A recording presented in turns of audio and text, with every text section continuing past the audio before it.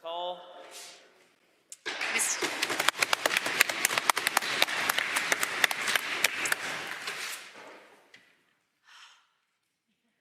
Mr. Speaker, friends, colleagues, guests, if there are any left upstairs in the gallery, and viewers at home.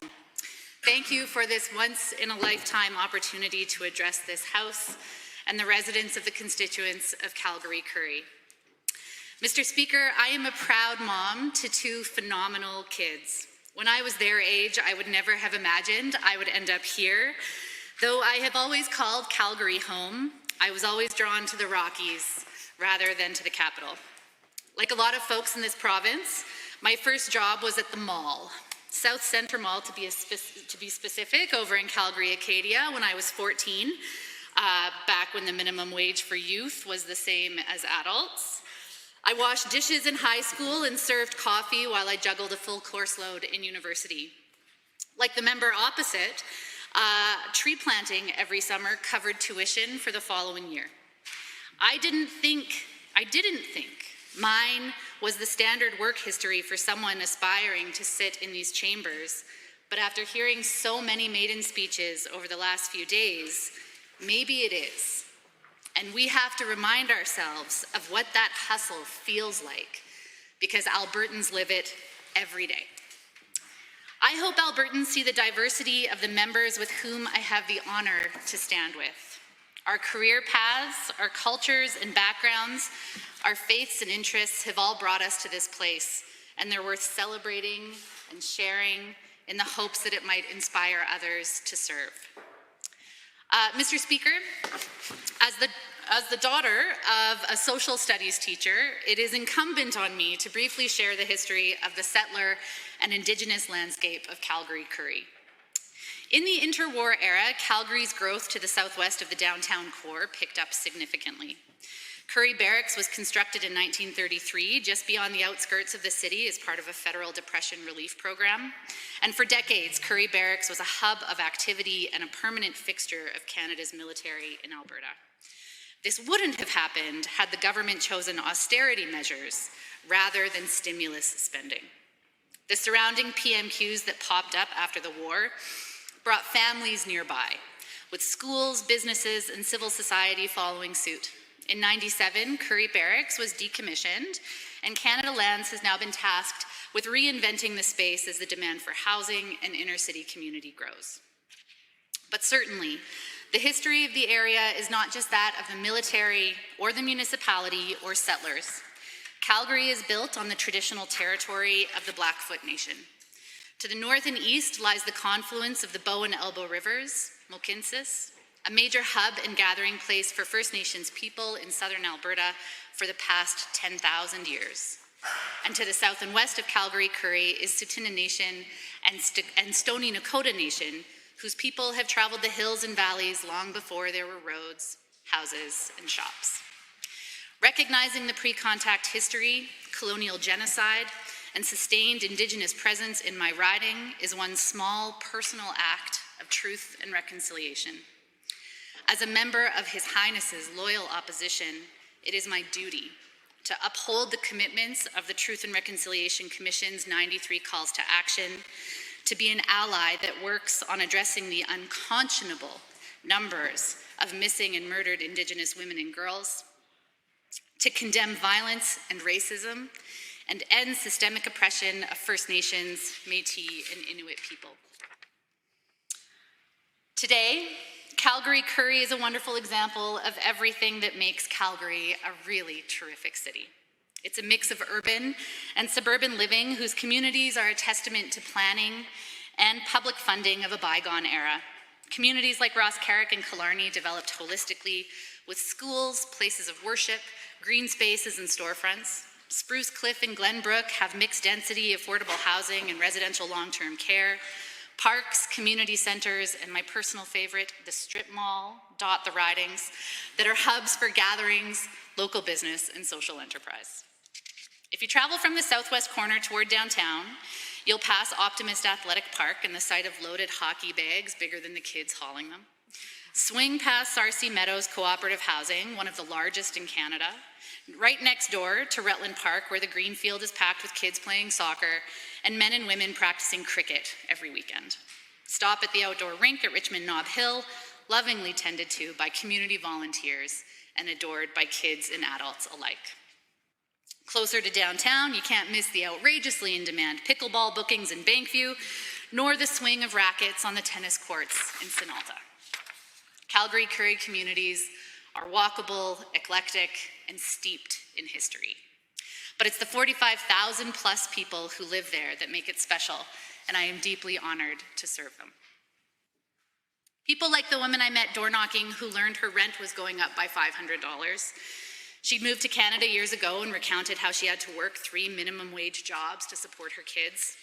Those little ones would join her in the evenings while she cleaned houses because it was often the only time she would have with them. Is hers a story of resilience and commitment? Undoubtedly. But imagine if that spirit could have been applied in a university classroom or at just one secure, reliable, good-paying job. I recall the dad we met who was concerned about how he would keep his home after quitting his job to care for a son with complex needs. The boy had a birthday coming up and Dad hoped he could afford a little something special. Another story of grit and determination? Indeed. But if we aren't here to ease the burden of families like theirs, why are we here at all? I know that's why I'm here. What brought me to politics was a lifelong dedication to poverty reduction through policy change. I have always believed that in a city as wealthy as Calgary, in a province as fortunate as Alberta, that lives did not have to be lived in chronic scarcity. That poverty still exists is a choice, and we can choose better. I run and serve with other New Democrats because we share this core value. I would note that in our province, the wealth of a few has only translated to the prosperity of many because of progressive, social democratic policies.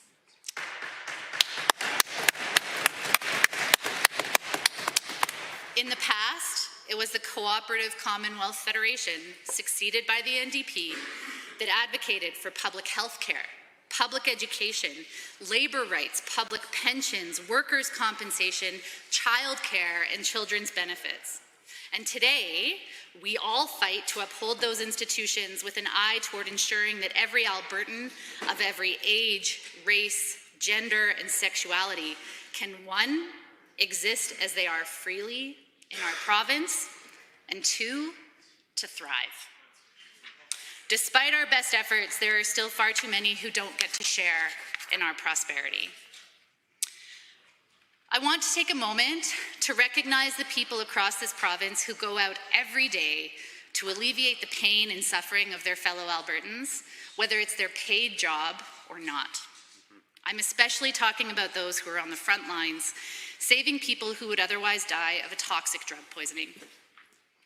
This year alone, Mr. Speaker, over 1,100 Albertans, many children and young adults, have lost their lives to a toxic drug supply. And I dread to think how much higher that number would be if it weren't for the people who know how to use Narcan to reverse a drug poisoning or opioid overdose. To the people who use drugs, to the volunteer outreach teams, the frontline workers and first responders, you are all lifesavers. I know this work doesn't come without a tremendous personal toll, and it is my promise to you that I will do all I can to help you help others.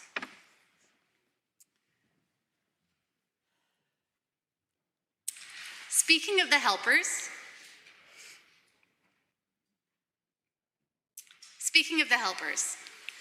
to my husband Steve and our daughters, I bring you with me to work every day. Thank you for keeping me grounded.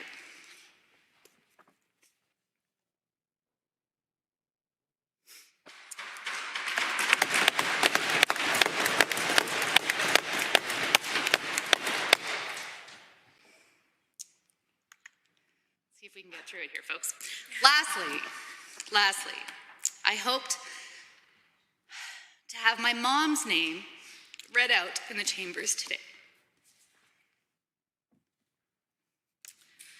Her name is Barbara Downey.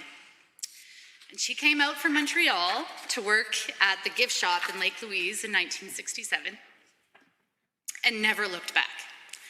She was fiercely independent, stubborn as a mule, and loved her Rocky Mountains. They were hers. So I don't know if anybody else likes the mountains, but she's got them.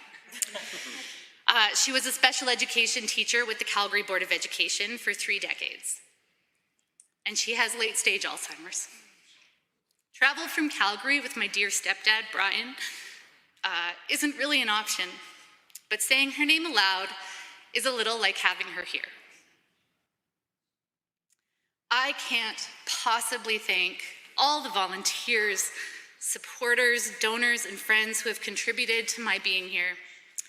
I am infinitely grateful to your support and for not giving up on this beautiful province we call home. Thank you.